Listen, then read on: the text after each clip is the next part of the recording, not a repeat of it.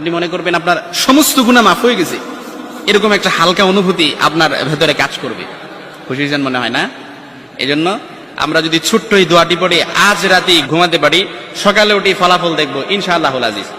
আমি যদি আপনাদেরকে হাদিসের টেক্সট শোনাই, হযরত যায়েদ রাদিয়াল্লাহু তাআলা আনহু থেকে বর্ণিত, রাসূল সাল্লাল্লাহু আলাইহি সাল্লাম বলেন, হাদিসের স্পষ্ট নারেশন হচ্ছে, যে ব্যক্তি রাত্রিবেলা 3 বার এই দোয়াটি পড়ে ঘুমিয়ে যাবে, সকালে উঠে আল্লাহ তাআলা তার সমস্ত গুনাহ মাফ করে দিবে। সুবহানাল্লাহ বাড়িতে যায় বললেন।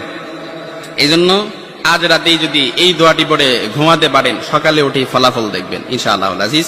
দোয়াটি আমরা সবাই পারি, তবে আপনাদের মনোযোগ আকর্ষণ, আপনারা একটু আমার দিক অ্যাটাচমেন্ট বাড়ান। আমি আপনাদেরকে বলতেছি, সবাই পারি, আমার সাথে একটু ঠোঁট মিলাবেন।